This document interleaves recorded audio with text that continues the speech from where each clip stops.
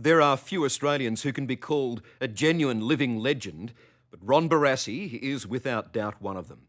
His achievements are quite incredible. A record 10 AFL premierships, a decorated public life. He's as revered now as the day he retired. But in recent times, Ron has been quietly facing a burden that is slowly changing his life. It's inspired an epic pilgrimage through a strife-torn country. I was privileged to join Ron on that emotional journey, and let me tell you, he's as brave and determined today as he ever was out on the paddock. Hello, Ron. Hi. Welcome to Libya. Thanks very much. A long way from Melbourne now. It is a bit, yeah. This is the most unlikely of places to meet up with an AFL legend. But here I am, in Libya, with Ron Barassi. You looking forward to the journey? I certainly am. We've got a bit of a road trip ahead. Yeah, no worries. Libya is still simmering from the revolution that overthrew the dictator, Muammar Gaddafi. But we're embarking on a very personal pilgrimage for the footy great.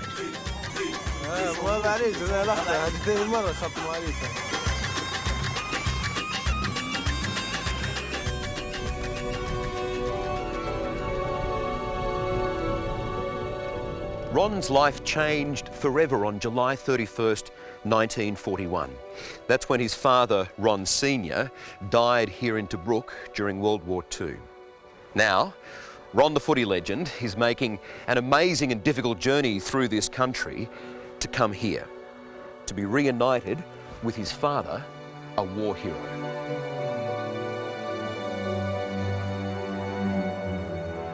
What I'm doing is saying thanks. Thanks for putting life into me.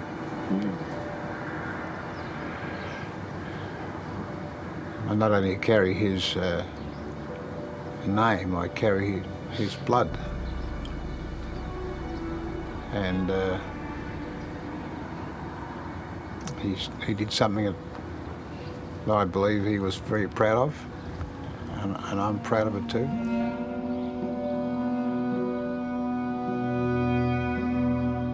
Can we come through? Thank you. How are you, mate? Put it there.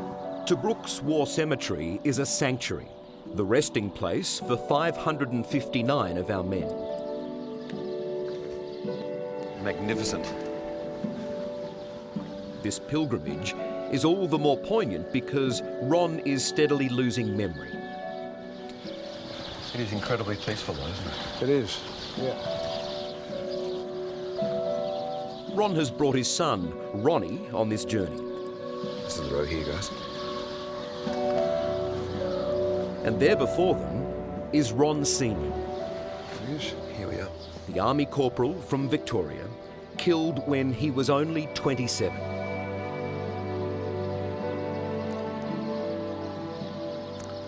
I'd love to be able to cuddle him. Which out here is a bit bizarre, but that's what I'd love. Have you had a lot of conversations over the years with him in your own mind? Not too many, because I always finish up in tears.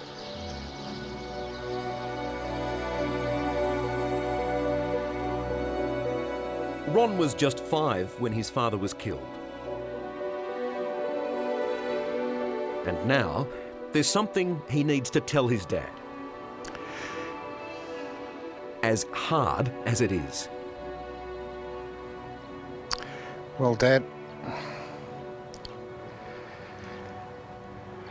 you know that I love you.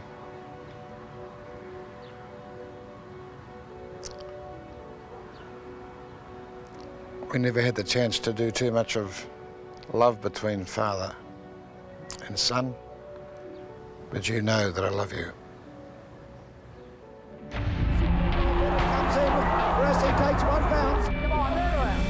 All his life, Ron Barassi's been walking in his father's football boots. Both men wore the number 31 for their beloved Melbourne Demons. And they both knew what it felt like to play a grand final at the MCG. In all, Ron collected 10 AFL premierships, 6 as player, 4 as coach.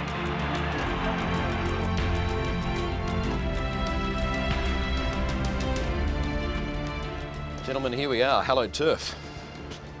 Some memories for you here. And today at the G, AFL larrikin Sam Kekovich won't let anyone forget that his former North Melbourne coach was as belligerent as he was brilliant. When he eyeballed you and he singled you out, let me tell you, with fear of trepidation, you would shiver. Now, you wouldn't think men would shiver, but they do. And the one thing about him, because he was not formally educated, he wouldn't know what a full stop was, or a comma, or an apostrophe. It would be just rapid fire like a Gatling gun for about 5 minutes. By the time he finished and spat all over you, you were just drained. That's something I never Drained. did. I never did spit. No, you didn't spit. Sprayed. Sprayed. And you probably don't even know what I'm talking about, do you? Well, I admit that I'm sort of boisterous, you know, on the field anyway. You bet you were. And as a coach too. You complaining? Who do you break for anyway? Ladies and gentlemen, Ron Barassi. At 76, Ron has mellowed, but the man who fans say could walk on water still holds a captive audience as a motivational speaker. A working leader, a playing leader, does produce under pressure. I mean, he played well when needed. But away from the limelight, Ron's been dealing with the quiet confusion of memory loss that makes his trip to Tobruk all the more pressing. What have you noticed? Have you noticed changes in... Oh, I'm forgetful. It's not a worry. I'd rather be as pure in memory as I once was. Even then it wasn't good, by the way.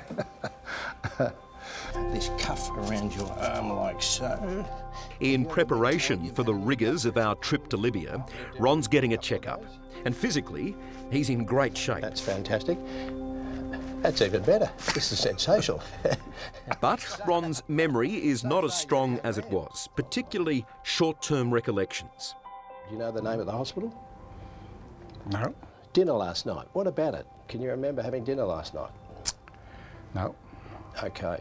John Tickell has been Ron's doctor for 3 decades. I'd say he has a form of dementia. Because dementia is an umbrella term that can involve 50 or 60 different neurological diseases. My first experience of it was about 4 years ago when I couldn't remember a guy's name who I'd actually been overseas with, and I couldn't remember his name, which was a bit embarrassing. Frustrating too, I'd imagine.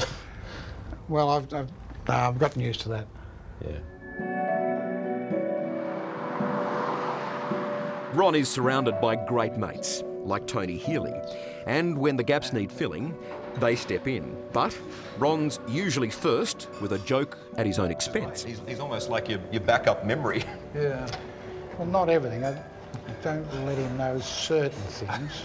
And not the sort of things you may be thinking of either. Okay, right.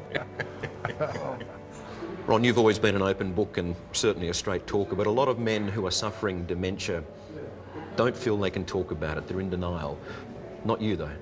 Well, I can't see the point in covering it up. The fact that I'm forgetful, you know. I mean, I think you'd have more worries doing it that way than being open and honest about it. Ron, do you miss your dad more the older you get? Yes, I do. I'm softer on the issue and more prone to tears more quickly than I ever was before. I guess that's the one thing I haven't had. I've had everything else. Well, inverted commas, you know. But I haven't had the company of a dad.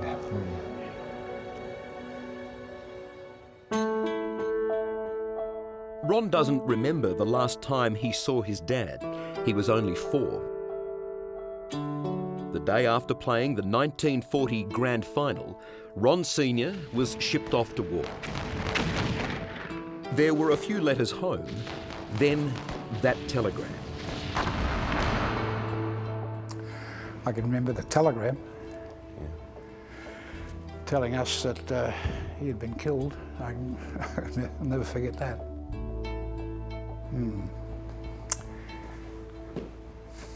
It's hard, isn't it? All these years on. Yeah, I'm actually getting worse in that area. If you call it worse, shouldn't call it worse. All I have to do is think about that night.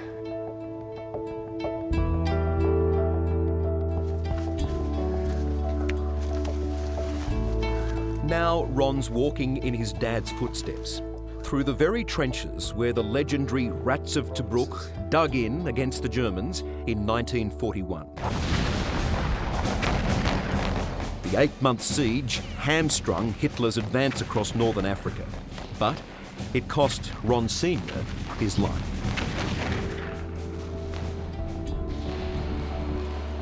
It is just unbelievable what they had to go through.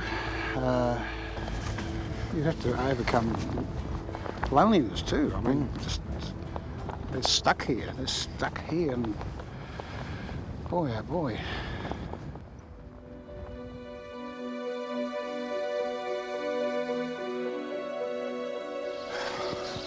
Thanks for coming, son. And more than 70 years after his dad died, the Melbourne Footy Club ties that bind are as strong as ever. Well, mate, here's some of your mates. There's about 20 men here. It's part of the premiership photo of 1940. And there are photos of the family Corporal Barassi never knew. The redhead is Susan. This guy you've already recognised because he's looking down at you now. This is my second son, Richard.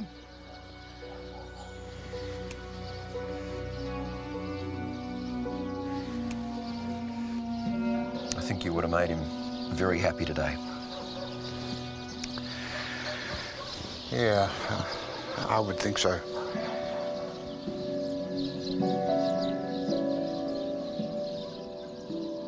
Finally, one more precious item for a dad who never saw his son become one of the game's best ever. That'll keep you warm. I reckon that'll keep him warm and happy. Yeah. Yeah.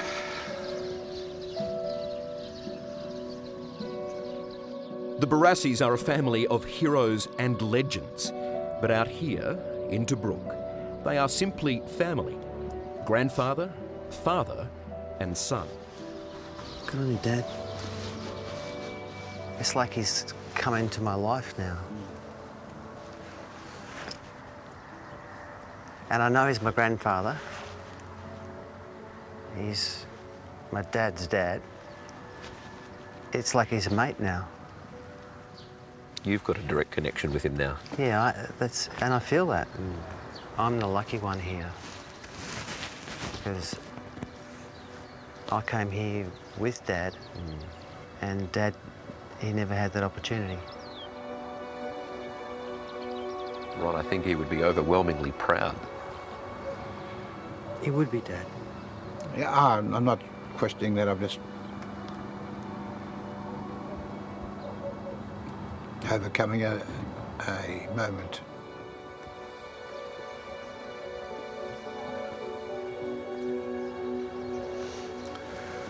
I think these are the hardest interviews I've ever done.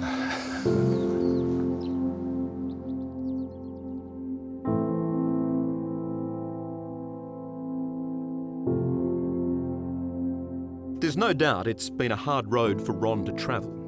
But now the precious memory of his dad is safely with his son and hopefully with future generations of the Barassi family. I've read that's what your father would have wanted as well. That in fact his last words when he left before going off to war, he said, anything happens, look after Ron. Yeah, well, perhaps we'll meet up one day, if he's down there. Come on, Ron. Legends go that way, don't they?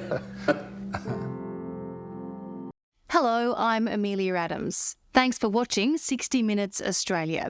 Subscribe to our channel now for our brand new stories and exclusive clips every week. And don't miss out on our extra minute segments and full episodes of 60 Minutes on 9now.com.au and the 9Now app.